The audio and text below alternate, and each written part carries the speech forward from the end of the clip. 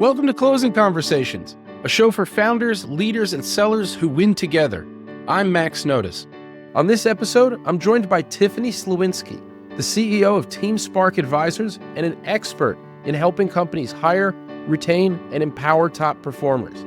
Tiffany brings a rare combination of practical experience and data-driven insight using tools like Culture Index to make sure companies aren't just hiring, but hiring the right way and leading them the right way.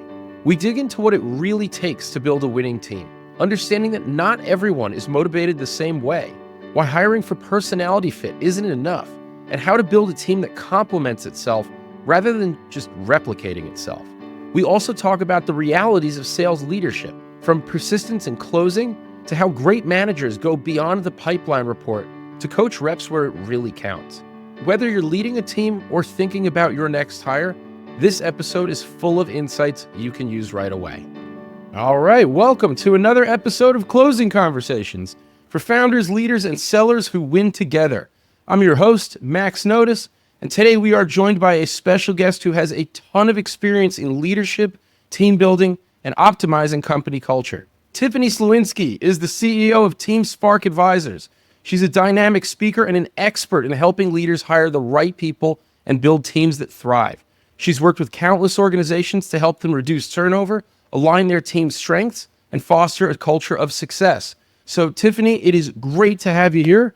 Why don't you take a minute and introduce yourself to the audience? Yeah, Max, thanks for having me on today. To introduce myself to the audience, yes, I'm the owner of Team Spark Advisors, where I help companies to hire, retain, and empower top performers. So we want to get them in the door, but then we also need to know how to treat them so they stay. Yeah, there are a lot of companies that are bringing them in and they're not keeping them very long today. Right? Because, how you want to be treated is different than how I want to be treated.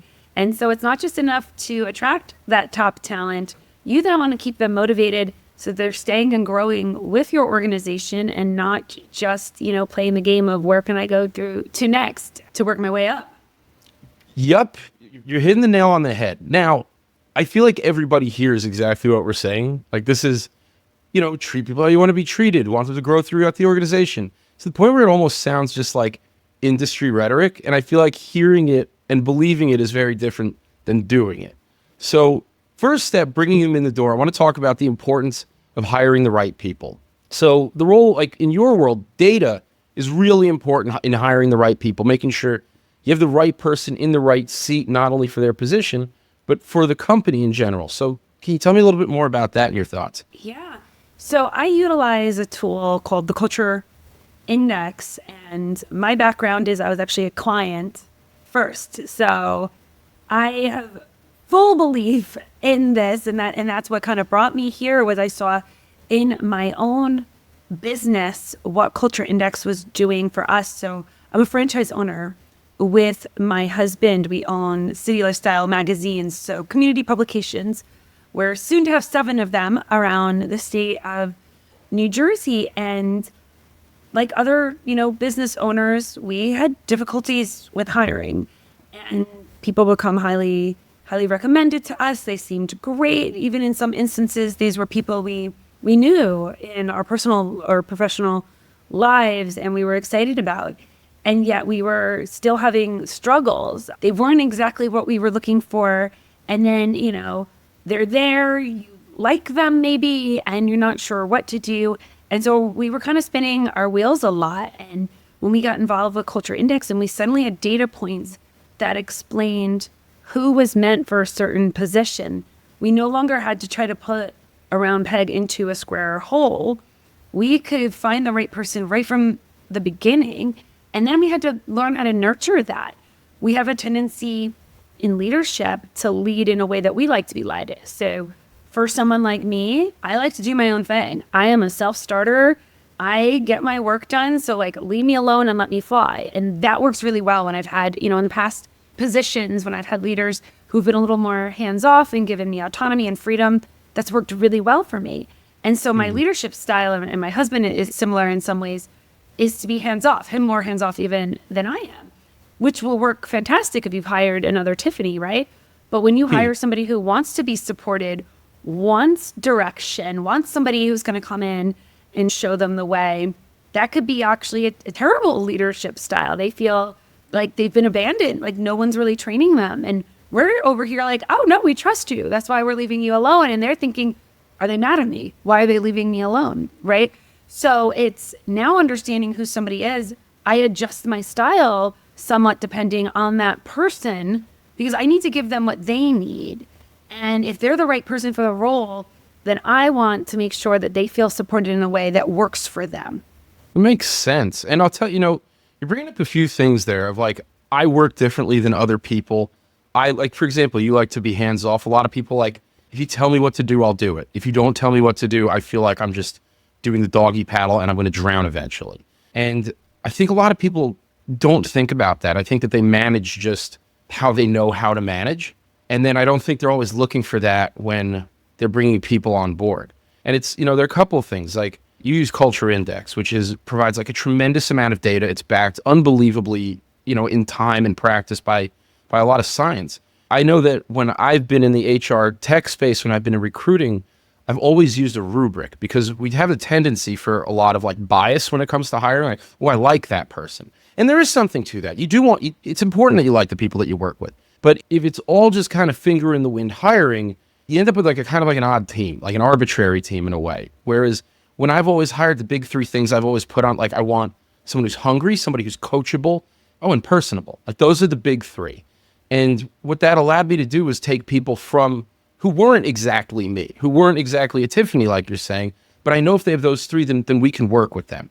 And that's an important lesson I think that I learned as a manager was not everybody is like me. Not everybody's coming from the same background, has the same way that they want to be handled as I do. And when you have, first off, I think it's something beyond important to acknowledge when you're moving forward and hiring people, but B or two, wherever I was, I think something like a culture index really provides a lot of insight and takes a lot of the guesswork out of that. You can remove like 3 weeks of just hacking it with somebody and trying to figure it out and say, this is actually how they operate. Boom, here we go. Well, it can take a lot more than 3 weeks actually to get to really know somebody. That's like almost like a best case scenario. But you're a high social, I'm high social. We're going to like other social people. But companies have lots of different positions. I don't really need my accountant to be hypersocial. In fact, for them to be a good accountant, they're probably not. I don't need my doctor wowing me with their jokes, right?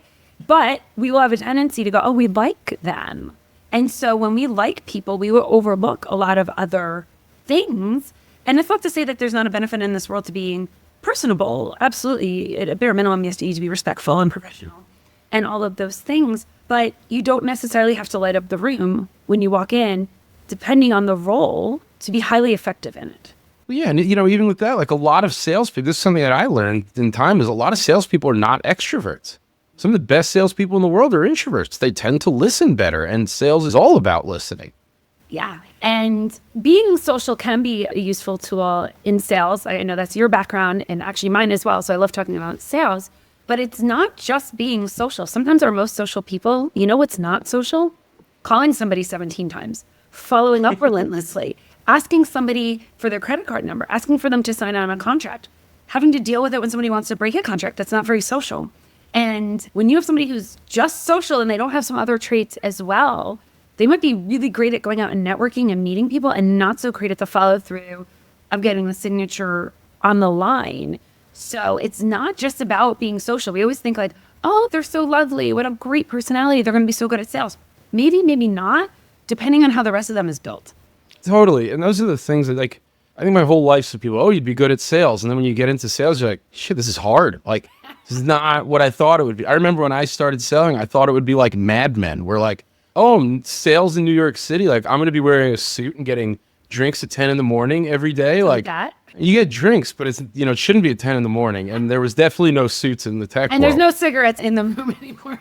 No, none of that happened. But there was a lot of, are we doing this or not? Following up with you 1,000 times. And it's one of those things where you have to get comfortable being uncomfortable. You have to kind of put your emotional intelligence aside and really keep your eye on the prize. And it's like, I played hockey my whole life. And then when it came time for high school hockey, and it was a really competitive team, it was like, all right, now you're going to have to do weightlifting because it's not just playing anymore. Like, And those practices, they were brutal, they were rough, but they got you to where you needed to be. And it's the same deal with, I'll never forget when I'm in my first sales job and they're like, you're going to have to close somebody 5 times before they do it. And you're like, how do you even do that? That makes no sense. Like, I don't like being pushy. And they're like, kind of like, too bad. Like, and when I would teach people, I would try to have them reframe it. So you're not being pushy. You're like helping them to do something. If you believe in what you're selling and you know that it can help this person and they say, I don't know, I got to think about it. You have the right to say, like, what are you talking about? Like, you're crazy not to do this. And I was used to say, like, making someone buy software, it's like having a child make their bed. Like, nobody's going to want to do this. Nobody wanted to spend their money on this, but they'd be crazy not to. It's good for them. Like, my daughter, she's never going to want to make her bed, so I have to tell her 1,000 times, you got to make your bed. You got to make your bed. And as pushy as it sounds, I know that by making her bed, I'm doing something for her. Like, she's learning discipline and pride and routine, instruction, and all these great things. So I think if you can replace the mindset of closing, of being pushy, you can make it an easier pill to swallow. But at the same time, you know, like you're saying, it's not social to like have the unpleasant conversation. It's not social to kick your foot through the door and say, I'm here to talk to you, even though you didn't want to talk to me. Probably 50% of the clients I've ever signed in my career have literally said, thank you for your persistence. I did want to work with you. I mean, I don't know if it's like a backhanded compliment or what, but they're like, no, I wanted to work with you. Thank you for following up with me, because how many times salespeople, they go out, they do their pitch. Oh, call me next week. They call, nobody answers. Maybe they call one more time. They'll send an email and they're like, okay, I guess they don't want it. And if you stop there, you're going to, like, a lot of business you're never going to have, just because these people are busy. They're doing other things. You're not the number one focus in their world. And, you know, for someone like me or you, Max, I think that comes kind of natural. Like, yeah, we maybe absolutely learn some techniques and wording and ways to make it less awkward. But it is ingrained in me that I have a process I follow. I'm not going to stop until you tell me no. Now, if you tell me, no, I'm not interested, then I get it. It's almost a blessing sometimes. I'm like, oh, thank gosh. They just finally told me no. I don't have to follow up again. Okay. Now I might ask, why did you say no? Yeah. Because I'm still going to try to see if I can turn it around. But I will leave you alone at that point.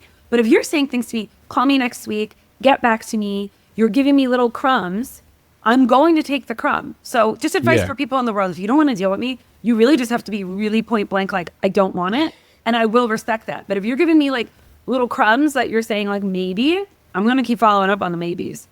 Well, and I think that's also a learned one too. I think that, like, at least again, this is for me. This is, I think, for most salespeople, and I've trained like 700 plus salespeople in my career. The majority of them didn't go in being overly pushy, and I'd say, you got to come back. It was the opposite, and I think what happens is you go in saying, I'll call you next week. Okay, and you've got a number to hit. And then after a while, enough people say, call me next week, and those people never call you back, that you start getting impatient. And that's a good thing. You say, I don't want to wait. Hang on. I'm not calling you next week unless I know X, Y, and Z. Or why am I calling you next week? And it's born out of necessity. But you learn to do that, and you learn where the line is between being rude and putting your foot down. I think that's a really, really important thing. You know, these things, we don't do them because we want to. We do them because we have to. It's not always fun. Again, if you get the right person in there, then they get training and they'll pick up on the good techniques. It's not hard to train somebody who's wired the right way, and then they're going to take your training and they're going to run with it. Yeah. And then what's always fun is when you hear that they bring it into their real lives. You know, like a friend will say like, oh yeah, why don't you call me and we'll figure out the plan? And you're like, no, open up your phone. And oh my God, I'm like moving mountains here. And I didn't even know that I could. One of the salespeople I hired a few months back, at the end of the interview, he literally looks at me. He's like, what are the next steps? And I'm like, there we go. He's like, when are we talking again? And I'm like, Closing. I'm pulling out my calendar to like schedule a follow-up interview. And I'm like, he took control of that. This didn't turn into like, because what was I pulling at that moment? Like, I'm interviewing other people, right? I'm looking at other options. Yeah. I'm kind of putting him off a little. I mean, I liked him and I did eventually hire him. But when he said like, what are next steps? When are we talking again? That immediately I was like, I like that. Like, he knows what he's doing. And then he followed up with me over the weekend with like more questions, more information. I'm like, okay, like this is showing like that tenacity, that he's doing his research. He's gathering information. I could tell this is somebody who's serious and not passively involved in this process. Totally. And I think there are a couple of things there. And one of them I was about to say is kind of going off the point that you were saying before. A lot of people will say, oh, call me later. I can't think about this now. And in reality, people also, it's not social to say no. Like, you don't want to do that. When I was a kid and I would say to my mom, like, oh, Mom, like, I'm having a great time at Eddie's house. Can I have a sleepover? I don't want to talk about it now, which means no, but I don't want to deal with you now. And it gets really like, no, just tell me no or tell me, because if you say no, then I can argue with you inevitably. Right? Or if you say yes, then like, I'm thrilled and this is the best day ever. And I think it takes time to realize that, if that a maybe means no. Like, I've used an analogy, like, imagine you ask someone out who you really like and they say, maybe. Ooh, like there's nothing, I'd rather you tell me no so I can like cry it out, collect myself and move on, as opposed to like, what am I doing? Like, this is ridiculous. And to your point, I think the people then, when you follow up and you're persistent, I think one, by being persistent, you're demonstrating like, you're crazy not to do this. I can't do this persistence for everybody. You can't, anybody can't. But if I'm following up with you this way, it's because it'd be crazy not to. The squeaky wheel gets the grease. What I think salespeople they overestimate where the hand slap is, what they'll have to do to get a hand slap, and they become too reserved.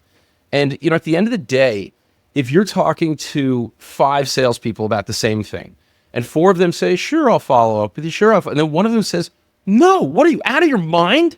Like, who are you going to remember? And I'm not being rude, I'm being persistent.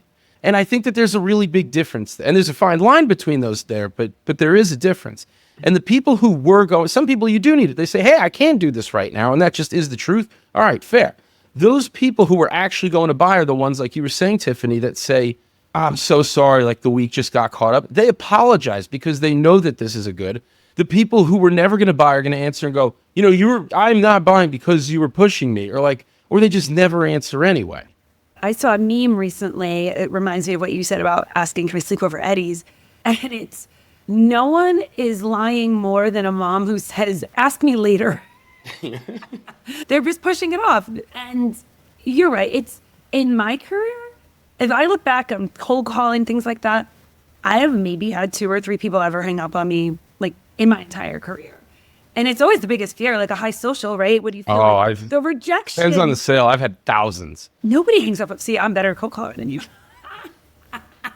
Nobody hangs up on me. Although it can depend on the type of sale you're doing, right? As well, like most people are actually pretty nice. I mean, I might get you, trust me, it doesn't mean just because I get you on the phone, you're going to agree to meet with me. Certainly not. But most people, if you're polite towards them and they realize you're a real human, I'm always trying to paint myself like I'm an actual person. I'm not like this random cold caller from somewhere random, they'll be fairly respectful most of the time. Like the hand slap is not nearly as hard. And even like, sometimes they're just like, I'm not interested. Okay, no problem. But it's not as painful, I think, as people think it might be. No. And I think that's also one, after enough, like practice makes perfect. Like it's almost like erosion. After a while, like you become numb to it. So, well, Tiffany, I want to pivot I want to pivot a little bit because, we just talked about bringing on the right people. We were just talking about sales itself. I want to talk about building like the right team, managing the right team. And you've mentioned a couple of people to me recently. One, you just mentioned this person who follows up and says, what are next steps, which is hell yeah. You mentioned someone else that you interviewed and they said, I've already prospected a list. Like I've already put together a list of people that I want to go after in this job. And like, oh my God, how do you not hire that person?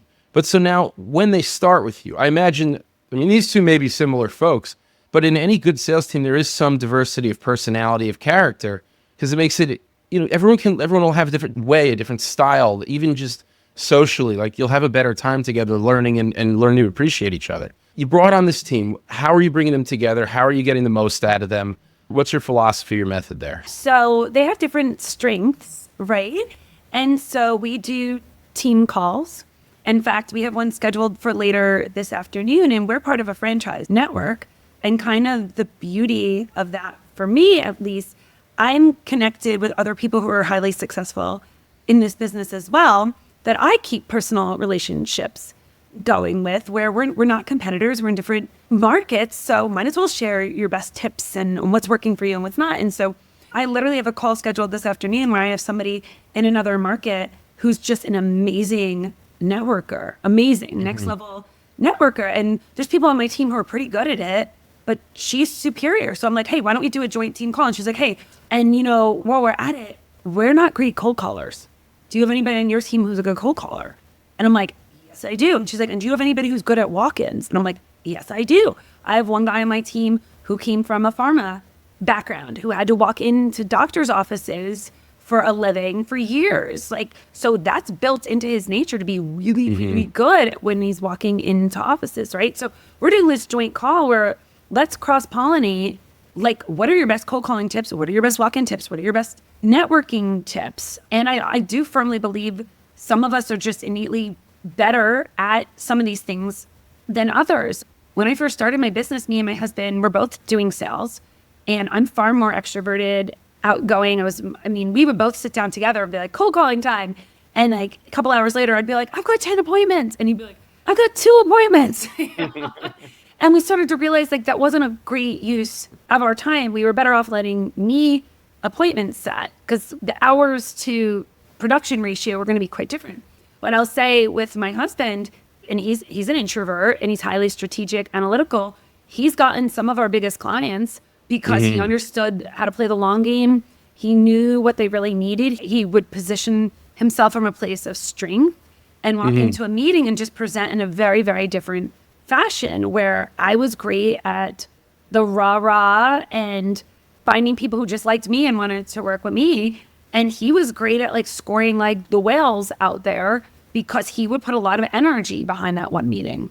It's so interesting, because I'll say this ties into another thing that we talked about even just earlier in this call, was you're good at the cold call and getting them. He's good at the bringing them home. And there's a lot of nuance there. And I think that, but at the same time, it's the same sales basics. Like I bet, like, again, different areas of strength. You and your husband are both excellent salespeople. And I've noticed a lot of the time when salespeople will move up market from like a smaller SMB sale to a larger enterprise sale, they get soft. They kind of forget how to close. They think it's maybe more white collar. I don't know. Like they say, oh, well, they let people just go a little bit more. And they forget where and how to close. Whereas in both of your roles, whether it's, hey, I've got 2 to 7 minutes on the phone with you, cold calling you, where I've got to get you to book time with us, versus hey, this is a 3, 6 month, 12 month, year and a half long deal. You're still closing. You're still doing all of those basics throughout. You're not feigning away from those uncomfortable parts of the conversation. Yeah, there are different types of sales for sure. I mean, I'm assuming, right, like when you're doing that long-term sale like that, there's different wins you need along the way. And you've got to chase those wins to be able to wait it out a year. Yeah. To get to that final yes, right? So it's not just like letting it die along the way. You've got to be following that whole process. And you're closing through all right, so can we have a meeting? Oh, well, can we talk next month? We're not talking next month. Like, why don't we set the next meeting for next week? Okay, we talk next week. All right, what are the next steps? All right, well, we've got to bring in 2-3 people. They might join. Well, I got to tell you, like, I'm not taking this call unless everybody's here. Like, this is wasting my time. Like, those little things to make sure everybody's in it and really taking it seriously. There's someone who I spoke with this week, and I loved this, and I hope he's going to be on the show soon. And he said something like, when he's running a team meeting and they're checking in on all of their pipelines, someone says, like, I think this deal's going to close. And he says, who's your champion? And the person says, it's the chief operating officer. He goes, call their cell right now. And if they say, oh, no, why? Why are you afraid to call them right now? Why are you afraid to call her right now? Like, I need to know that you're really up in the grill, like that this wouldn't be weird. Okay, well, what's the person's cell phone number? I don't have it. Then you don't really know that this is happening. You're like too far removed. You've been too polite throughout the whole process, where now you're not actually working with the person. And I love that. So let me ask you, so what are your tips on leadership? To a new sales manager, what do you wish they would know? What would you have done differently, in building the team, running the team? I know this is a really broad and open-ended topic, but part of what I'm getting at is I feel like a lot of sales managers today, they review the pipeline. What's the number? Boom, I'll see you later. They don't talk about how did you get there? How are these calls going? I want to review one of your calls and give you feedback on it. And then if there are things to address, are they actually addressing it or not? Like, I feel like that has been lost in a lot of, really since COVID. I think a lot of that coaching has kind of gone out the window. So I know I just tapped on like 4 different things there, but your advice for new managers, how are you doing things? How do you make sure that your person is getting from A to B, not only on the objective front of where their numbers are, but on the subjective, how are they getting there? How are they learning this craft? So the truth is reporting your numbers can be done in 3 seconds in an email, right? You don't need a lot of time to say, how many calls have you made? How many closes? And I feel like a lot of times in like sales management or leadership meetings, right?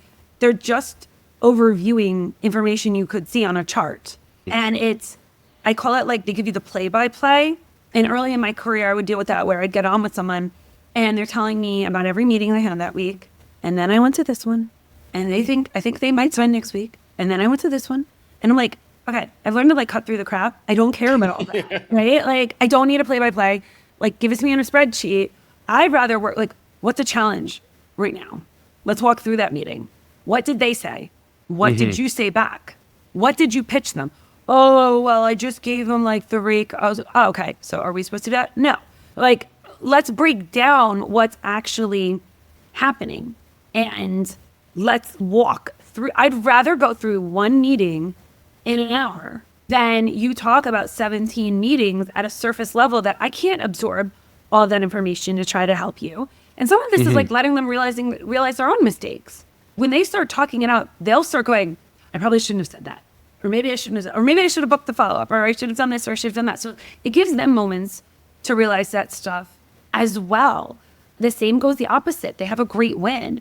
Let's dissect that. How did we get that win? I'd much rather spend my time there than you just giving me a list. And some people used to give me like the same list every week. I'm like, you're still working on that one? Right? Like that's not a good use of our time. And to me, your numbers, your calls, your appointments, you know, whatever it is in your industry, that's at a minimum. That's what I'm expecting out of you. That's just like the baseline for being here. If we've done that, okay, we can move on from that conversation and now let's get deeper because that's where we can uncover what's working with not. The other things, I love a shared collaborative environment. So as much as possible, I have my people on together because they learn from each other. Now that same person diving into a meeting, there's other people there that are also like, oh man, I think I just did that last week myself, right? And they're just learning through listening to other people. So they don't have to always repeat the same mistakes. I got to tell you, like, I'm a big fan. I don't know if you do this, of like listen back to call recordings. It's one of my favorite things. And they're exactly as you're saying, it's one thing to hear me say it. It's another thing for you to talk it out, which is almost sales, like getting someone to realize something in their own world. But when someone will hear, like, I'll say, you know, you're really overdoing it on objections. You need to be more succinct in handling those objections. I'll say, what do you mean? And then they hear a call where the person will say, well, I need to think about it. And then they'll say, well, what do you need to think about? Because this is happening. And, you know, I can help you. And you're like, what are you doing? And I can hear that. But when you hear yourself doing it, you almost get a little embarrassed and you translate it to the next call. And one of the things that I loved I love about an in-person office, especially for a sales team, is that you're hearing everybody next to you. You're hearing their cold calls, you're hearing their pitches. If you have to go into another room, that's one thing. But when I've been working with teams in person, everyone kind of knows what each person needs to work on because maybe I'm putting a Post-it that says like, shut up after the price, you know, something like that. Or that you're hearing everybody do it all day. And there's nothing to be ashamed of. Like, we're all learning this. Everyone sucks at this. Like, there's no judging happening. But there's almost something nice to know everybody also is learning it. So you can learn, you know, what's this person doing that I could benefit from? And then you ask them. And one of the things that I think has been good that I've been doing in the remote world is for every team, you have your people meet for a half-hour one-on-one.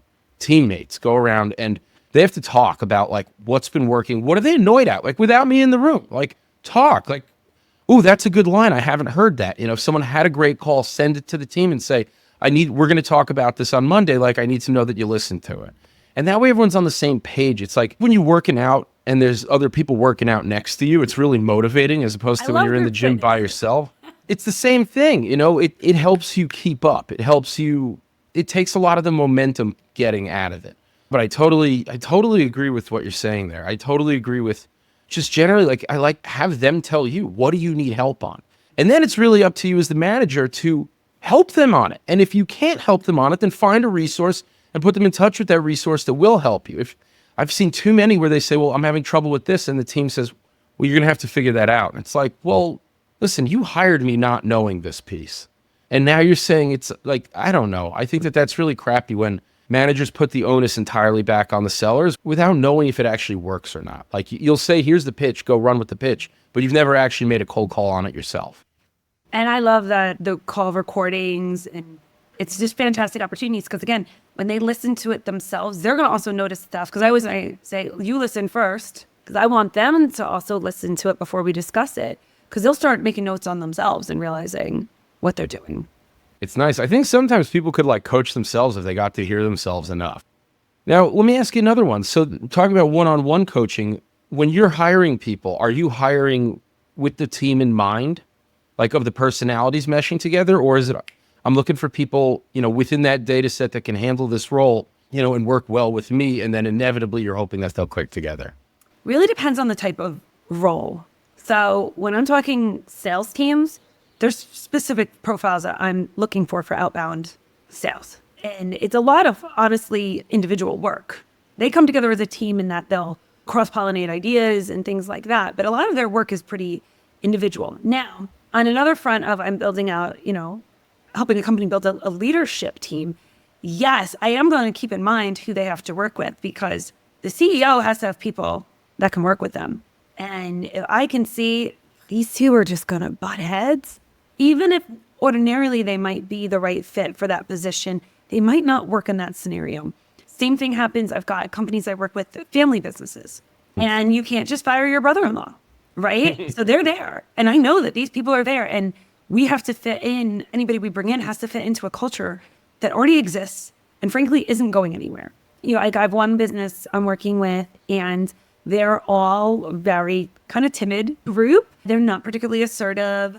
They lead by consensus, and that works for them. And they're also, as a family business, a little bit distrusting of outsiders because they Nice. each other, but they're like always a little not sure how much information we want an outsider to have, because then they could go to one of our competitors, and we don't want them to see certain numbers. And It's a weird environment.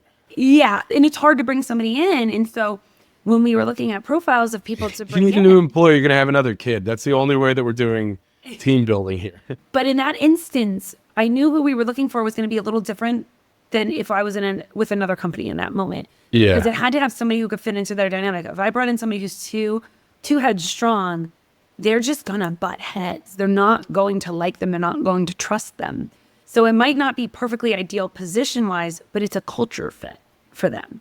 I totally get that. I'll tell you, like, that rung of an experience I had where I joined the company, and this is an age thing. I was the youngest guy on the team by 20 years, and they brought me on, and I think what they wanted was, he's a young guy. He'll bring new energy into this team. And I did bring new energy, but I also brought new ideas, and they didn't like that. They really, really didn't like that.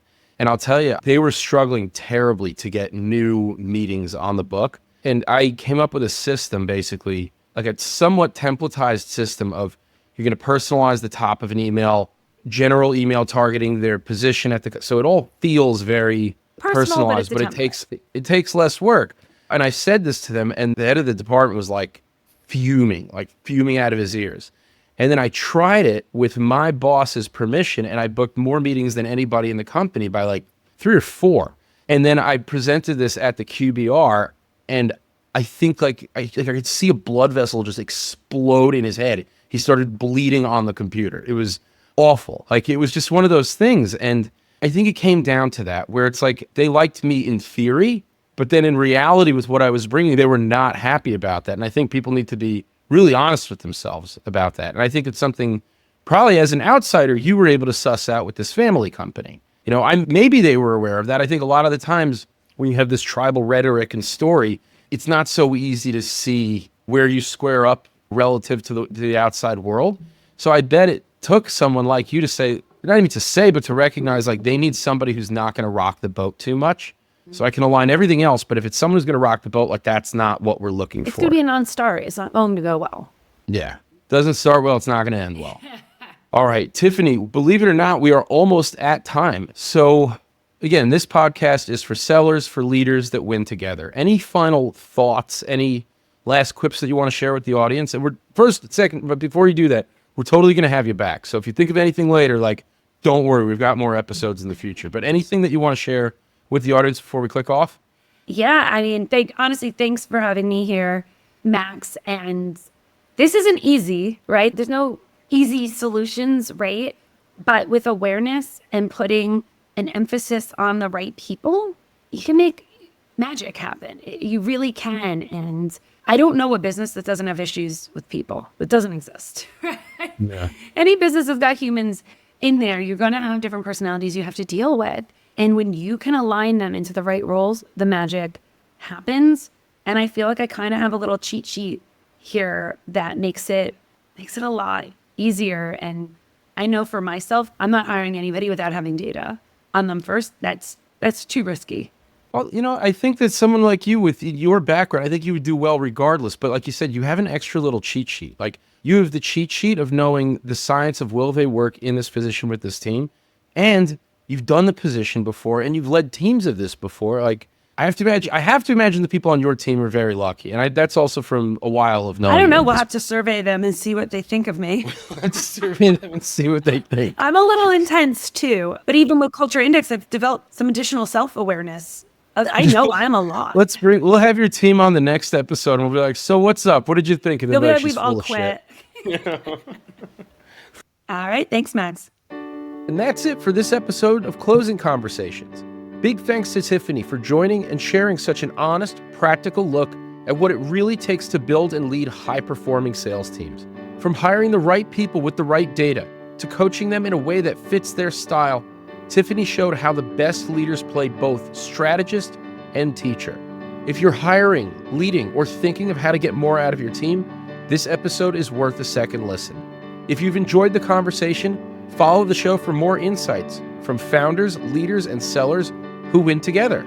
I'm Max Notice, and I'll see you next time on Closing Conversations. Thanks for watching. If you enjoyed this conversation, make sure to like, share, and subscribe. And don't forget, you can always catch us on Spotify and Apple Podcasts for more episodes of Closing Conversations.